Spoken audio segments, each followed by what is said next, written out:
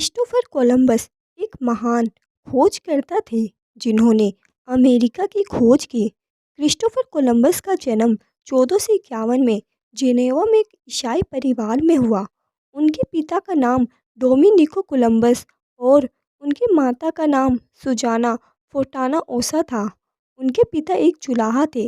उनके तीन भाई थे, बार्टोलोमी, ग्योवत्री, ग्योकोमो, जिसे डियोगो भी कहा जाता है। उनकी एक बहन थी जिसका नाम बियान चिन्नाटा था।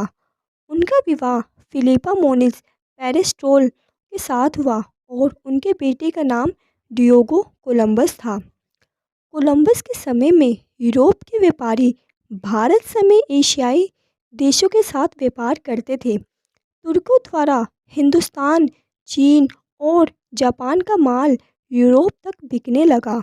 हिंदुस्तान के कपड़े और सोने चांदी के बर्तन यूरोप के बाजारों की चमक 100 गुनी अधिक हो गई। उस समय भारत सोने की चिड़िया कहा जाता था। यहाँ से मसाले और अन्य चीज़ें भी अपने साथ ले जाते थे। व्यापार का रास्ता ईरान और अफ़गानिस्तान से होकर निकलता था। 1453 में इस इलाके में मुस्लिम तुर्की साम्राज्य स्थापित हो गया, जिसने यूरोपीय व्यापारियों के लिए ये रास्ते बंद कर दिए। एशियाई देशों के साथ यूरोप का व्यापार बंद हो गया। यूरोप के व्यापारी परेशान हो गए। बचपन से कोलंबस अपने पिता के कामों में मदद किया करते थे। बाद में जाकर उसे समुद्री यात्राओं का चस्का लगा और इसी को उसने अपना रोजगार बना लिया।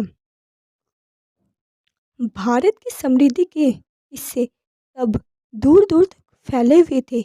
यहाँ के मसाले का यश दुनिया भर में फैला था। कोलंबस को भारत पहुँचने का समुद्र मार्ग खोजना था।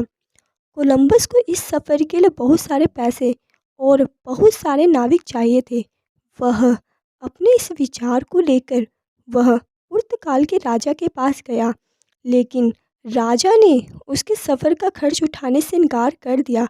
इसके बाद स्पेन के शासकों ने उसकी बात सुनी और यात्रा का खर्च उठाने के लिए तैयार हो गए, जिसका सारा खर्च स्पेन की रानी इसाबेला ने उठाया।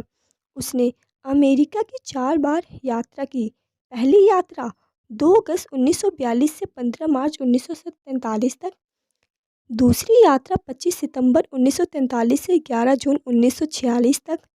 तीसरी यात्रा 30 मई 1948 से 25 नवंबर 1500 तक। चौथी यात्रा 9 मई 1502 से नवंबर 1504 तक। यात्रा के खर्च का इंतजाम हो जाने के बाद भी कोलंबस की मुश्किलें ख़त्म नहीं हुई। उसे अपने साथ जाने के लिए कोई नाविक नहीं मिल रहा था। मुश्किल से कोलंबस ने अपने साथ जाने के लिए 90 नाविकों को तैयार किया। 3 अगस्त 1942 को कोलंबस ने 3 जहाज़ों के साथ अपनी पहली यात्रा स्पेन के पालोस बंदरगाह से 3 जहाज़ों के साथ अपने सफ़र की शुरुआत की। इन जहाज़ों के नाम थे नीना, पिंटा, सांता मारिया। लेकिन क्या आपको यह पता है कि इन जहाज़ों का नाम कैसे पड़ा? ला नीना नाम, जो कि सांता फ्लारा एक जहाज़ का उपनाम है। माना जाता है कि जहाज़ के मालिक जुआन नीनो के नाम से यह नाम आया, लेकिन पिंटा नाम हमें विशेष जानकारी नहीं मिलती। लेकिन सांता मारिया, जो कि ला गैलियो नाम से लिया गया है। कोलंबस ने स्पेन से अपने सफ़र की शुरुआत की। कई हफ्ते गुजर गए, लेकिन सफ़र ख़त्म नहीं हुआ। दूर दूर तक फैले समुद्र में ज़मीन का नामो निशान नहीं दिख रहा था। कोलंबस के साथ गए नाविक घबराने लगे।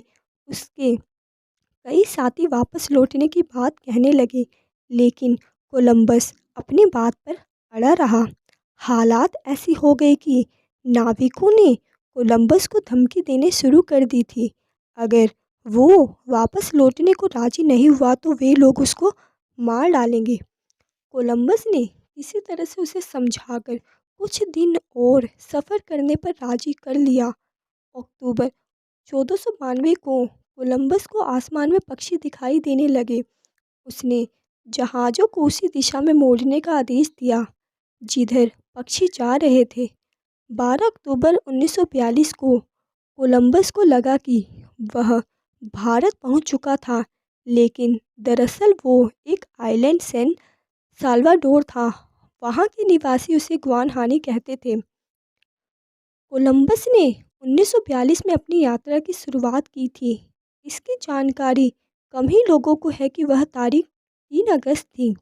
3 अगस्त 1942 को कोलंबस भारत की खोज पर निकला और उसने गलती से अमेरिका द्वीप खोज लिए। कोलंबस वहां 5 महीने तक रुका। उसने इस दौरान कई द्वीपों की भी खोज की, जिसमें जुआन, क्यूबा और सैन डोमिंगो शामिल हैं। कोलंबस ने वहां से काफ़ी दौलत इकट्ठा की। इसके बाद अपने 40 साथियों के साथ वहीं छोड़कर मार्च 1943 को कोलंबस स्पेन वापस आ गया। वहां उसका भव्य स्वागत हुआ। स्पेन के राजा ने उसे ढूंढे हुए देशों का गवर्नर बना दिया। जिसके बाद भी अपनी मौत से पहले कोलंबस ने 3 बार अमेरिकी द्वीप की यात्रा की। अपने आखिरी वक्त तक ये नहीं पता था कि उसने जिन इलाकों की खोज की है वो भारत नहीं बल्कि अमेरिका द्वीप है। 20 मई 1506 को 54 वर्ष की आयु में कोलंबस का स्पेन में वालाडोलिया में निधन हो गया। 3 साल बाद उसके अवशेषों को उनके परिवार के मकबरे के पास सेंटो डोमिंगो, अब डोमिनियन गणराज्य में ले जाया गया। फिर 1795 में कोलंबस की हड्डियों को क्यूबा के हवाना में ले जाया गया। 1898 में आखिरी बार उनके अवशेषों को स्पेन लाए गए और सेविल कैथेड्रल में दफनाया गया। क्रिस्टोफर कोलंबस भारत की खोज में समुद्री रास्ते पर निकला था, लेकिन खुद कोलंबस को भी यह नहीं पता था कि उसने नई दुनिया की खोज की थी।